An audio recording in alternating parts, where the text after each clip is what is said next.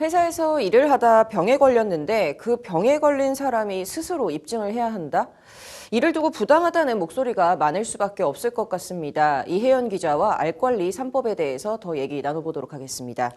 이 기자, 앞선 리포트에서 국회에서도 이제 이 문제를 해결하기 위해서 좀 여러 가지 발의안들이 나왔다고 했는데 이 법안들이 통과가 되면 이 해결의 실마리가 좀 나오는 건가요? 네, 우선은 그렇다고 볼 수 있습니다. 이번에 화두가 된 알권리 3법 중에서 하나인 산업기술보호법의 경우에 지난 2019년 8월에 통과가 됐었는데요. 반올림 단체 측은 이때부터 해당 법안에 노동자에게 부당한 이 독소 조항이 있다고 싸워왔고 이들의 주장에 동의하는 의원들이 이번에 개정안을 마련하고 또 기자회견까지 하게 된 겁니다. 이상수 반올림 상임활동가의 말 직접 들어보겠습니다. 그 찬성하셨던 의원들이 바로 수긍을 하시더라고요. 이거 이런 조항이 있는지는 몰랐다. 우리가 꼼꼼하게 못 봐서 미안하다. 고치겠다. 이제 이런. 그래서 그 중에 한 15분 정도는 급하게 이제 기자회견도 하셔가지고 이 법 잘못됐으니까 이제 고치겠다라고.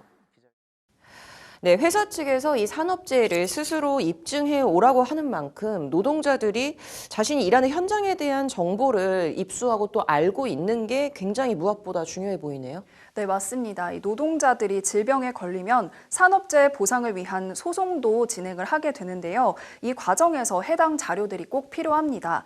그렇기 때문에 법안 개정이 꼭 이뤄져야 한다고 임자훈 변호사 또한 촉구하고 나선 겁니다.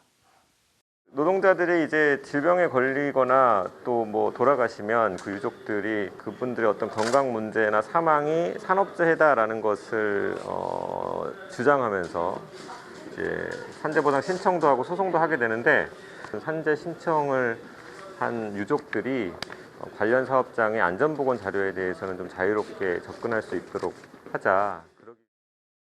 네, 뭐 노동자들의 권리도 중요하지만 이 상기법 그리고 국가첨단전략산업법 등은 어떻게 보면 또 국가의 핵심 기술을 보호하고자 하는 이런 취지를 위해서 만들어진 법이지 않겠습니까? 이해관계가 좀 부딪힐 수도 있을 것 같습니다. 이와 관련해서 어떤 얘기 나오고 있나요? 네, 해당 법안들은 국가 핵심 기술을 보호하는 취지가 있기는 합니다. 그러나 정작 해외에서는 이 노동자의 권리까지 침해하는 이러한 법안은 없다는 게 학계의 목소리인데요. 박경신 고려대 로스쿨 교수의 말 직접 들어보시겠습니다. 산업기술보호법에 해당하는 법이 해외에는 없기 때문에 즉 영업비밀, 그러니까 비밀성이 없는 정보인데도 그 사인 간의 자유로운 이용을 막는다거나 다른 목적으로 사용하지 못하게 한다거나 이런 법 자체가 없고요. 그러면서 박 교수는 우리나라에서는 해당 법의 취지가 왜곡돼서 노동자의 알 권리를 지나치게 제한하고 있다고 말하고 있는데요. 이 법 개정이 당연히 이뤄져야 한다는 겁니다. 상기법이 원래 외국의 미국의 경제 스파이법, 다른 나라에서 그 영업비밀 보호를 할 때 영업비밀이 해외로 유출될 때 좀 더 강하게 규제하기 위해서 만들어진 여러 법들이 있는데 한국에서는 이상하게 국민의 알 권리를 제한하는 그런 개념이 되어버렸습니다.